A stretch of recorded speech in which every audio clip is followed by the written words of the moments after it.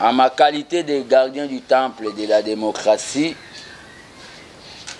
l'élève du Sphinx, Tshisekedi du Nouveau Testament, Seigneur de la rue et prophète politique que je suis, je vous ai invité pour faire au Babengi cette communication politique par rapport à l'enjeu de l'heure. Mais avant de commencer, comme j'avais eu à le dire dans le communiqué de presse, dans le communiqué pour vous inviter, que l'âme, le corps est touché, mais l'âme tshisekidiste n'est pas touchée. Le corps est touché, Nabukanaki, Nasalaki accident, c'est-à-dire accident na lokolo, ya moto na lokolo ya gauche, Nabukanaki 3 places, mais tellement la nation est dérangée, on est obligé, s'il vous plaît, soyez adulte. Hein? Tellement la nation est dérangée,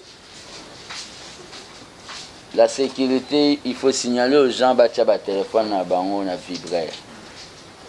Ça risquera de me déconnecter.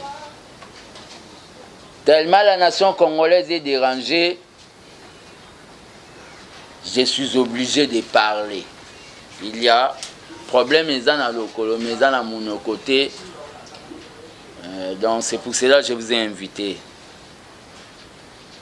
Na sala farti na bukanaki na moto pour na bao bazala quitter en titre de récapitulation dans des rappels na lança qui appelle il y a SOS Lisungi. Tellement qu'il n'y avait pas de moyens. Na bandai kozwa ba soins indigènes au babenga ya bokoko. Il s'est fait que situation bandai ko évoluer té. Ba koka ko katanga lokolo. Na SOS na lansaki est tombé que l'un des membres de la PPRD, l'un des leaders de la jeunesse kabiliste, Jikaka Henri Magie, a monaki communiqué dans les réseaux sociaux. Comment on a communiqué dans les réseaux sociaux? Batumsu ba monaki ba zapaki. Le même jour que j'ai diffusé, a benga kinga alobi ayaki kotala ngai. Koya kotala nga tozwaki photo akendaki et la photo était publiée pour ezalaki o babengi visite de courtoisie, visite de courtoisie humanitaire. Kokendaki vers 20h ayo ko benganga alobi azo solola na Maman Olive Lembe Kabila pour bazwanga en charge pour ndenga moneli eta ya lokolo bako kata yango. Et puis si a tenté que soit Maman Olive, vous savez dans les entourages il y a bateau baebana, il y a toujours eu au babenga extrémiste, le dur bato amité mamabe. Il y a eu quelques bato balobi kengana fingaka Maman Olive que asali sangate. Mais il s'est fait que Nandenge baloba kiana et Henri Magie a percé à Zui Maman Olive, qu'aux Zui Maman Olive, et Maman Olive a demandé à son mari, qui est M. Joseph Kabila, le président honoraire, et son mari a autorisé à ébicier à Solana Bakonzi à parti. Et Maman Olive a consulté Bakonzi à parti parce que moi je suis un acteur politique. Bapé Saé, appréciation à Bango. et sali que M.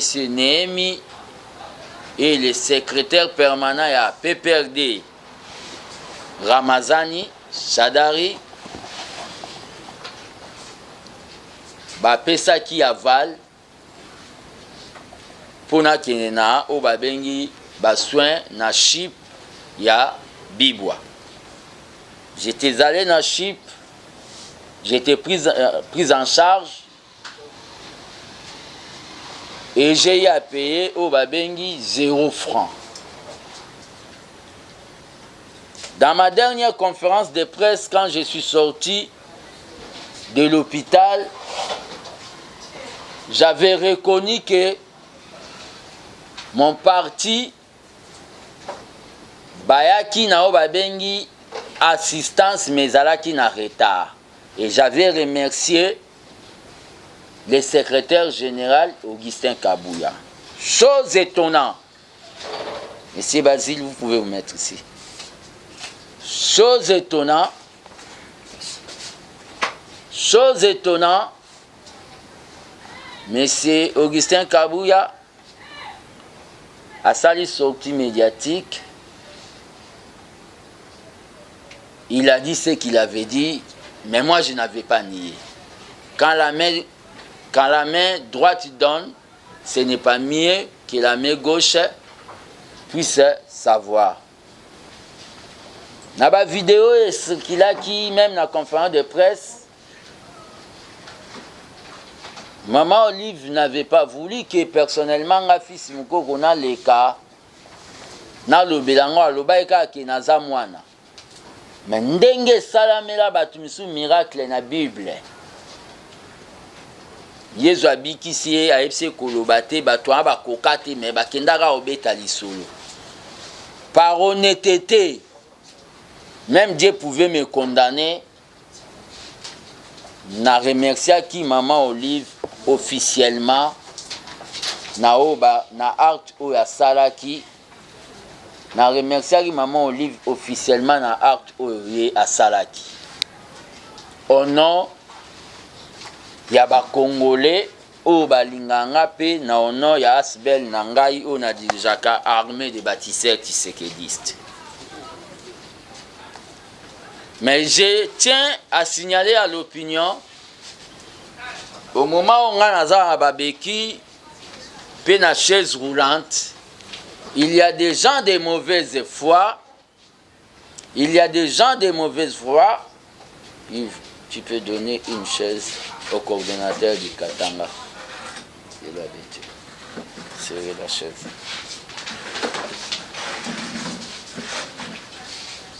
Je disais, au moment où on a un babeki, na bibende na kacha lokolo, il y a des gens de mauvaise foi.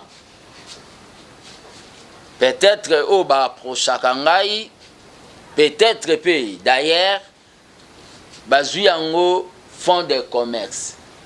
C'est-à-dire, avec des numéros au babimisi, baokende ko senga batu mbongo numéro vraiment ya WhatsApp bazui photo tellement nga na linga les pères mingi batie photo ya les pères bazo senga ka batu mbongo. C'est pour cela que je voulais attirer l'attention ya l'opinion ya bato ba Holandanga boye bara ke WhatsApp nanga ezalaka 085 084 65 55 na bandeli 085 084 65 55 ou plus 243 plus 243 85 084 65 55.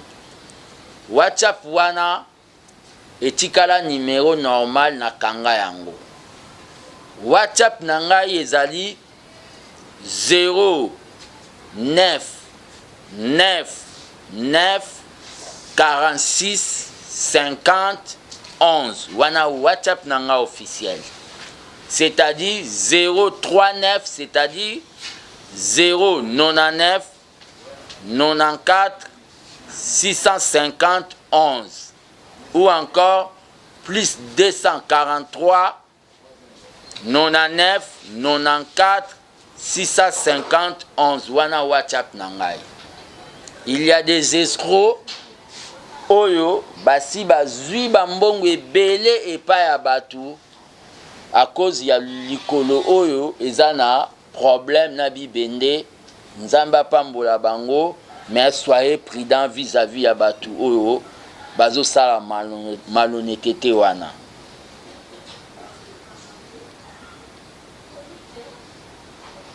Nabimi hôpital, c'est tombé le 30 juin. Madame Olive a invité d'autres malades à l'hôpital, comme moi aussi, je suis patient à CHIP, où il y a centre hospitalier, initiative plus, na inauguration, lancement à CHIP Gombe. Na monaki ke ekozala nango lisumu te parce que inauguration wana ezalaki oyo nakoloba activité politique te, eza activité oyo nakoloba socio-humanitaire mpona kosunga bakongole.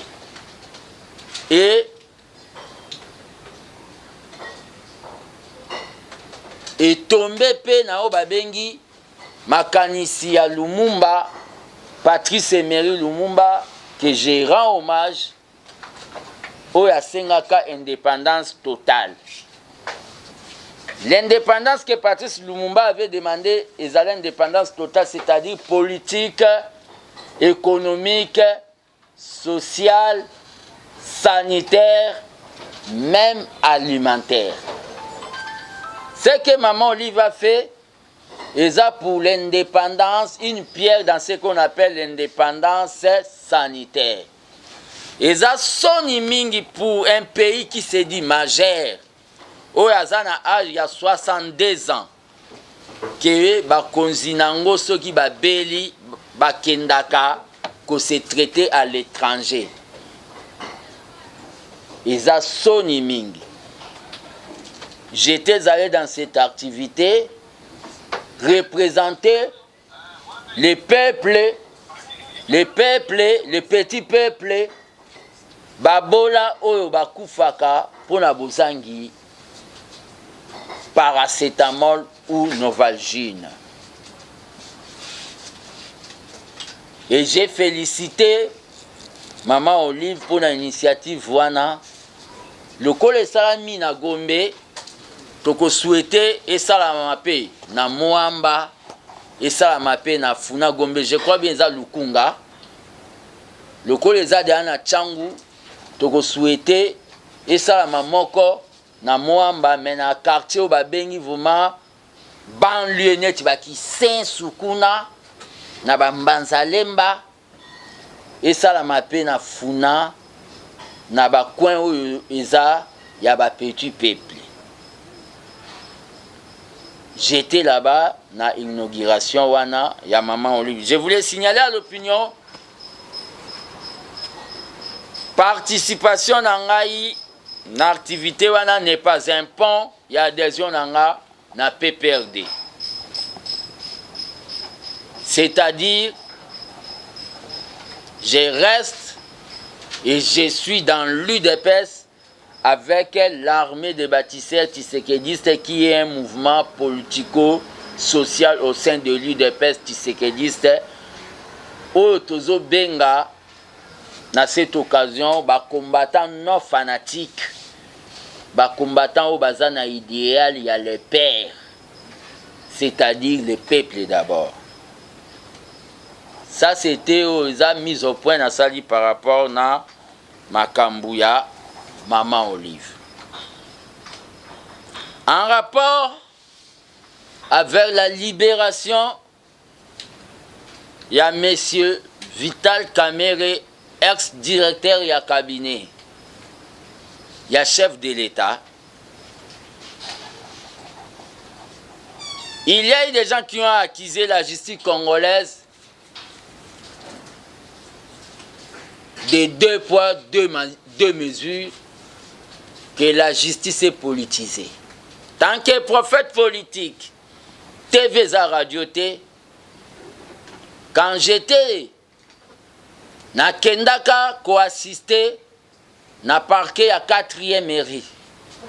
Ce qui batu baza na bonne mémoire, ba propos nange zalaki vis-à-vis ya bandeko ya INC ki bozala agité te. Vis-à-vis ya bandeko ya UDPS bozala pe ba juge te totika justice sala musana ngo. J'étais au centre. J'avais dit aux gens que ba fongo la porte tête na benemi ya division ya o babengi cash plateforme oyo ememaki biso UDPS na pouvoir. Ezalaka na parquet bozanango na ba chaîne na bino. Aujourd'hui, M. Kamere est libéré par la justice acquittée. Batoubaza, comme Kolobaki, la justice est politisée. Aujourd'hui encore, hier, l'herbe condamné qui est, c'était acharnement. Lelo Batouba comme Kolobaki, la justice est politisée. Mais Batouba Bossani, que Mbemba, Jean-Pierre Mbemba, Laurent Gbagbo, bazwaka acquittement après beaucoup des années na CPI, pe mokile CP laka. Donc acquittement ya Laurent Gbagbo na Jean-Pierre Mbemba ndebo CP laki. Ya Kamere, la justice est sali péché et commis au babengi politisé. Tous alors au babengi honnête. Tokei na au babengi na niveau ya étranger. Acquittement ya Kevin Striland na États-Unis après 43 ans. Wana eza acquittement, mais ya Kamere ndeza politisé. La position de l'armée des bâtisseurs tshisekidistes. Ezoyebi sa opinion. Si le président trouve que nous pouvons atterrir en 2023 avec M. Kamere comme Premier ministre, nous allons toujours, parce que le président Yendaza n'a pas le pouvoir de nommer ou de révoquer, nous n'avons rien à dire au président et nous n'avons pas de leçons à lui dire. Wana eza par rapport na situation où il y a une polémique na makambuya au babengi Kamere. Avant d'aller na babengi santé à partir na ngai de pes, nazo lingana lobelana nous eloko ezo déranger tous les Congomans. C'est-à-dire décision du Conseil de sécurité. Ici je parle comme combattant de la liberté, Seigneur de la Rie, Amatarakou Fanzulu, qui veut dire l'homme qui est prêt pour les sacrifices. La communauté internationale. Les politiciens congolais aujourd'hui bouche bée silence absolu devant la décision inhumaine du Conseil de sécurité ONU. Oyo Monisco bilan nango eza négatif, tina nango tozomona lisusu awa na Congo te. Ce sont des coopérants. C'est de la babengi distraction pire. Je parle comme gardien du temple, l'élève du Sphinx. Bilan négatif pendant beaucoup d'années. La Monisco. Ponanga Monisco, il fait kende. Conseil de sécurité, la France, 10 pays des Occidentaux. Oh, pour na Ukraine, bango tout bazo kota ba réunion bazo tiana bambongo. Pour Poutine, azolinga, asala, obabengi, a récupéré intégralité du territoire ya Union soviétique bango nde bakataka Union soviétique. C'est ça la vérité. Ndenge balinga babalkanize este basala soki batusilandi na bango ndenge basalaka na URSS. Poutine n'a pas tort. Cette communauté internationale pour l'Ukraine, oh bazwa qui est pour bâtir ba base, ba fragiliser URSS, la Russie. Bazo cotiser bambongo, mais la guerre ibandika lelo, mais y a biso des milliers de morts. Communauté internationale. J'ai appelé aujourd'hui pour expliquer aux Congolais na ba bengi langage facile. Pour ça, coopération multi-internationale, Mindele Bandombe. Cette communauté internationale, Oeboma Lumumba, pour Lobaki, arrêtez de piller. Cette communauté internationale, Oeboma Mouzé, pour Lobaki Nabango. Non, nous sommes un État indépendant. Cette communauté internationale a abandonné Mobutu et précipité à la mort. Cette communauté internationale, en voyant que M. Joseph Kabila voulait coopérer avec la Chine, parce qu'à Jijaki, coopération, il y a Banque mondiale, na FMI, les institutions de Bretton Woods, non féconde, c'est-à-dire de l'autre côté, cette communauté internationale, Inaki Kabila, cette communauté internationale, Bakena Conseil de sécurité, Basaeli Fati Likita, Congolais, il faut ba pays wana, politiciens na minitoyo, Munoko, silence, Bakomi Bababa, vous êtes des aventuriers. Des aventuriers.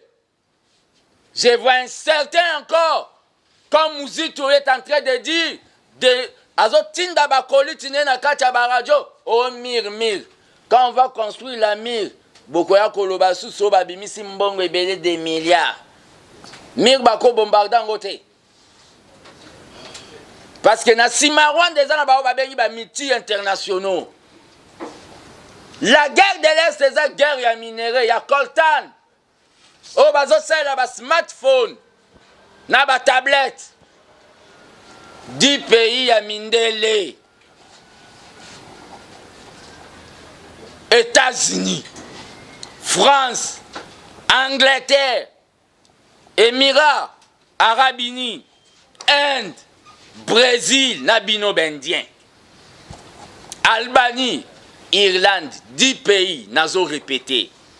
États-Unis, France, Angleterre, Émirats Arabes Unis, Inde, Brésil, Albanie, Irlande.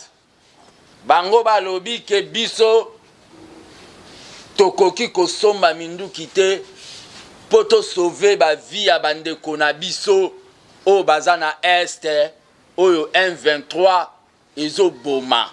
Oh Kagame Azoboma, ba pays wana.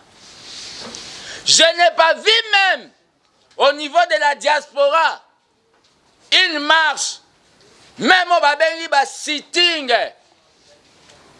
na niveau ya ba ambassade ya ba pays wana. C'est seulement Chilombo. Comme si le Congo c'était le problème de M. Félix et sa famille. Or que le Congo, c'est le problème de nous tous. Pas même une action de Congolais.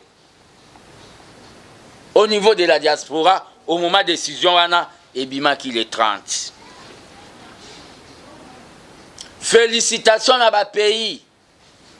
Oh, bazui courage. Ghana, Gabon, Kenya, Chine, na Russie. Ezaba pays au balobi ke ba longola embargo poto koka ko somba minduki to bundisa guerre o ba imposer biso à travers moi na musala ya ba o ba bengi ba Samsung ba téléphone smartphone moi na musala ba o Kagame Coltan na biso Rwanda zo zwango na prix ya makila. Coltan na biso Rwanda ezozwa on a pris ya makila bazokende kokunda ngo kuna na kati ya Rwanda na mabele après ba bimisi yango balobi bango ba exploitaka o ba bengi coltan. Personnellement, quand j'ai suivi M. Kagame aujourd'hui dans une des radios étrangères, Koloba Keke, absence n'est na force sous-régionale, il y a Est Rana. Et qu'on déranger était à l'aise.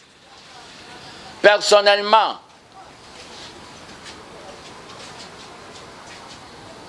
si j'étais Pemena Mokonzamboka, Alingaka Kendeo Babengi, rencontre à Luanda te.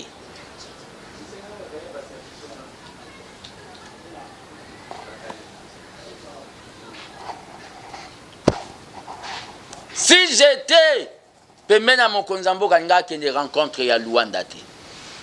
Je suis en train de dire au chef de l'État, tant que l'un de ses lieutenants, gardien du temple de la démocratie, une diplomatie sans armes, c'est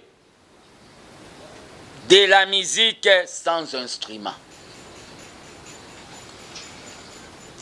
Une diplomatie sans armes, c'est de la musique sans instrument. En politique,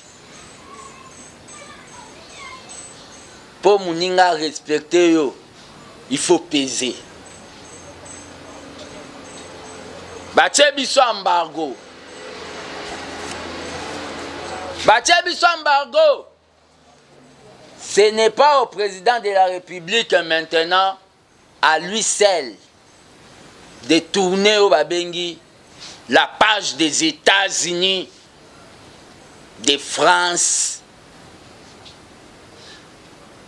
Malgré il a fait au Babengi la diplomatie, il a expliqué bango situation ya Congo, mais ba monika ka d'intérêt na bango, il y a ba richesse na biso. Même Monseigneur Ambongo a dit que le président de la République a fourni beaucoup d'efforts, mais Batouana balakisi que Makila, l'océan du sang ya ba Congolais, c'est rien par rapport na Koltano bazo yibana Est. C'est à nous maintenant, comme Tshisekedi le Père avait dit, nous devons nous prendre en charge. Nous, le peuple souverain. Le peuple souverain doit se prendre en charge en sortant dans des rues de la République démocratique du Congo. Et je lance cet appel. Je lance un mot d'ordre. Naba Congolais, tout au Bakolandanga, place Bazali. Du nord, du sud, de l'est, de l'ouest et à l'est. Manifester pour soutenir la coopération du Congo et la Russie. Manifester pour soutenir la coopération du Congo et la Chine. Le peuple doit sortir dans des rues. C'est ça maintenant, phase il y a ma manifestation. Je lance l'appel à tous les leaders, des vrais nationalistes, des mouvements sociaux réels, non des ambassades des États-Unis et de France. De sortir dans des rues là où vous êtes pour demander soutenir la coopération avec la Russie. Les Maliens l'ont fait. Les Burkinabés l'ont fait. Les peuples, vous devez soutenir maintenant que la politique du Congo, la diplomatie congolaise, tout ça, la partenariat en Russie. Pour tout défendre ma belle à Congo. Parce que toute diplomatie qu'on fera sans armes, c'est une musique sans instrument. Qu'advienne que pourra.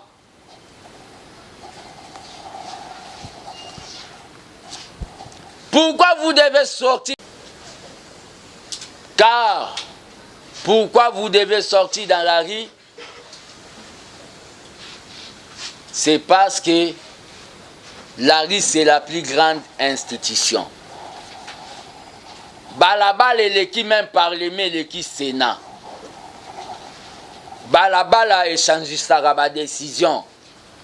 Balabala lobisa kengo adondona lingala. Na époque où balinga ba tenter révision constitutionnelle. Ça c'est par rapport na makambu oyo etali embargo. Bazamite mamabe mindele wana. En rapport avec la santé de l'UDPS, pour Nassilisa. Nalandaki avec beaucoup plus d'attention. Matinée politique, Oyo.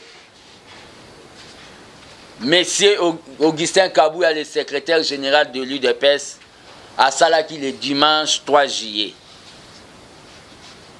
Na permanence à l'UDPS. Jugement nangai, na landaki yango du début à la fin, jugement nanga ezaboy. C'est avec beaucoup de regrets que matinée politique, Oyo Augustin Kabouya comme animateur, pe Oyo azalaka kaka comme animateur, ezaka ko babe une matinée politique de justification. Il se justifie toujours. Il est saint, il est parfait. Augustin Kabouya, c'est un homme d'amour. Dans la matinée politique.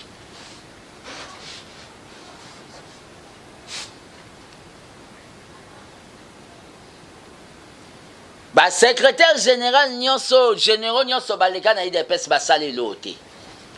Augustin Kabouya yende le spécial. Yenda zo sala. Donc Moutanda, docteur Pongo ya liboso asale lote. Adrien Pongo asale lote, docteur Pongo. Alexis Moutanda asale lote. Rémi Massamba asale lote. Bruno Mavungu asale lote. Muntu oyo ye mo amimoni asoto bilan. Ami sali bilan ki yende danger yenda sali Augustin Kabouya. Ok mutu ami sala ka yemo bilan te. Atikande batu ba salele bilan. Mais Augustin Kabouya a mis ça la bilan devant ba fanatique nae na kati ya ba bengi permanence. Quelques fanatiques ne aveuglés.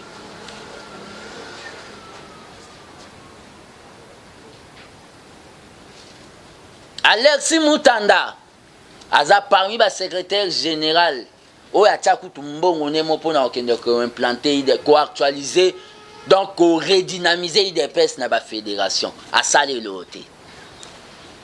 Rémi Massamba aza l'unique secrétaire général o alongwa samba tuba bunda samba swana l'air tiseri da FC na zone même susu ya aloba oui papa. To bosani na yo bosana pe o babengi Germain Chabani. O asalisa ba jeudi saint Germain Chabani pe asale le côté. Donc Augustin Kabouya yende asala et loko donc yende fin. Muta se comporta ndengwana te.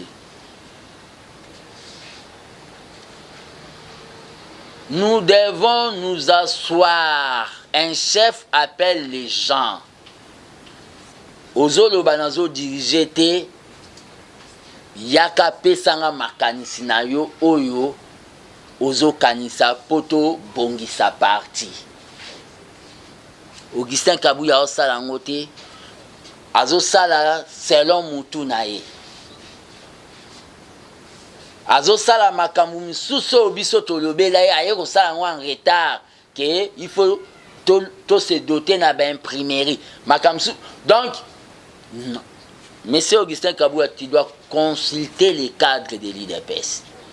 Et je me demande aussi, bino pebo mituna, na matinée politique wana, Augustin Kabouya salaka matinée monologue, eza lokola na Vatican, Papa Gangi, Alléluia, ba fanatique ne bazongsi, Amen.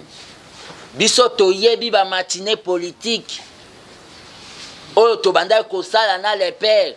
et elle a dit, s'il vous plaît, les leaders maximum, j'ai une idée. Lelo kuneza lokola misa na Vatican.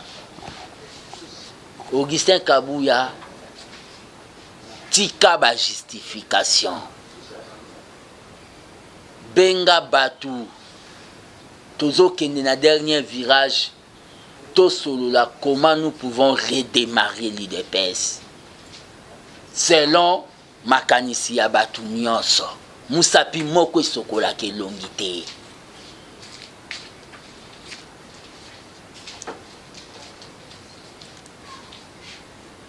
Ça ne sert à rien Kibonga comme beta tolo. Ça ne sert à rien. Aujourd'hui, la permanence de l'IDPS, Soko Keyo Kutango toujours fermé. Ce qui est à Yende Fongwami. Comme ça, comme au Tambola na IDPS na katia saki na ye. Tout est centralisé. Est-ce que la matinée politique Augustin Kabouya Salaka?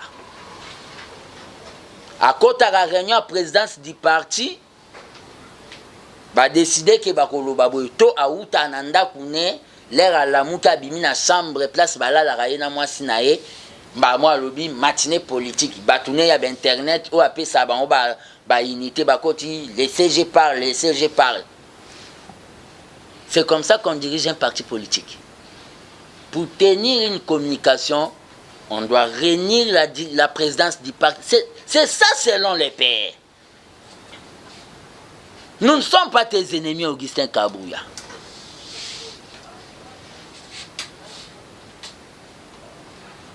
Nous voulons seulement sauver l'IDPS parce que Massou a l'IDPS et autres. Donc l'IDPS ne marche pas totalement comme un parti présidentiel, mais c'est Augustin Kabouya. Les lobes combattants vont se plaindre pour votre information. Que M. Augustin Kabouya a yebisa na ba ministre nyonso ya IDPS. Mingi ya ba ministre ya IDPS. Oh yaza na pouvoir sur bango. Même na ba lié na biso ke ba sunga ba combattante. Na ba cabinet atiane ti ba servi de renseignement na ye. So ba moni kaka combattant moi ko senga lisungi una ba bengi, donc c'est tout un problème. Ministre azana problème. Na bino pe ba ministre. Mutu moko Augustin Kabouya ko changer se bino comportement na bino ya ko sunga ba combattant selon idéologie à les pères ou eza solidarisme. Ba combattant lelo misusu ba ministre bazwaka na kotanga ba komona ba ba ministre bazwaka bango en charge pona refutela bango ba loyer. Na idée que baza quand même ba jeune ba contribuer ki makasi. Nyonso ekatama soko zao ba bengi fanatique ya Augustin Kabouya te okozwa elo côté.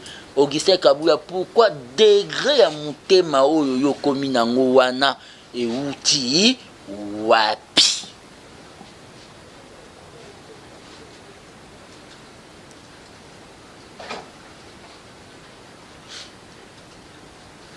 Cherchez à rester à l'IDPS comme Moutanda. Cherchez à rester à l'IDPS comme Jekmen Chabani, comme Rémi Massamba. Ne cherchez pas à sortir par là, la fenêtre comme Kabundi. Pour ceux qui savent combattre ma belle et Augustin Kabouya, au lieu de la porte, au continue au bimaka na fenêtre. Bisika au Kende, et Rosala, au Balobi. Il y a 1 jour, 2 jours, 3 jours au Lembanayo. Ça, c'est en rapport avec Augustin Kabouya. En rapport avec l'arrestation de parlementaires debout, interdiction à Parlement debout. Bakoki kozwa infraction, président et Parlement debout, mokwa salaki. Bambango na o babengi ba parlement debout nyon sauté. Ça je l'ai dit et je le réitère. Mutumoko asali mabe bo interdire. bosali nde o babengaka bouclage na ba parlement debout eza neti bosali bouclage. C'est pour cela que je suis en train de dire aux parlementaires debout de ne pas accepter mesure wana. Eza mesure moko unilatérale et antidémocratique. On ne peut pas interdire aux gens le droit de penser. On ne peut pas aussi amener des gens directement à Makala, à la prison centrale, sans être jugés. Naba président du Parlement debout, oh ba finganga, baza emprisonné. Na minute je demande libération na bango. Kobandana Gilles Moniere. Pati Tumba, libération na ye. Parlement debout ezali oyo eloko Tshisekedi le père a créé ka innovation na lutte pour la démocratie. Oba Joseph Olengankoy babanda kotambola na oba bengi voiture décapotable kosala réarmement moral pendant tous les jours. Bokoy koya ko bomangote monsieur Aselo. C'est une décision antidémocratique. À cet effet, tant que gardien du temple de la démocratie, et belé boyebi que en matière d'argent, je suis honnête. Botinda ba $1 pour Fati, mouta réclamate. Botinda mbon on appelle sa papa mon a parlement debout lokele rai o genou vimbaka. Bo monande na pesa mbon. Botinda mbon on appelle sa combattant mo handicapé na parlement debout ya président Neville. Ba image eza na ba réseaux sociaux. Na époque à Tshisekedi le père. Eza makambo Bogise Kabuya babosana. Nazo lancé à ce moment où babengi chaîne de solidarité na ba parlementaire debout nyonso bazali arrêté. Poto e bandeni ko soutenir bango, poto maintenir moral na bango na ba prison. Le Parlement debout, c'est partout dans le Congo, même à l'Équateur, partout dans le Goma, même dans le Congo profond. Il y a des gens qui sont arrêtés. Nazo lancé une chaîne de solidarité, c'est-à-dire, Oyo Zanango, au Tindi na numéro nanga Oyo, et Kokome la bango. Pe nazo benga ba président ba Parlement debout, o ba koti en clandestinité na kobombana. Ba ya poto maître. O babengi comité de gestion ya assistance ya batu poto assistara ba Gilles bato bakangi bango po ba boya ki kabuyiste poto assistara batu nyonso bakangi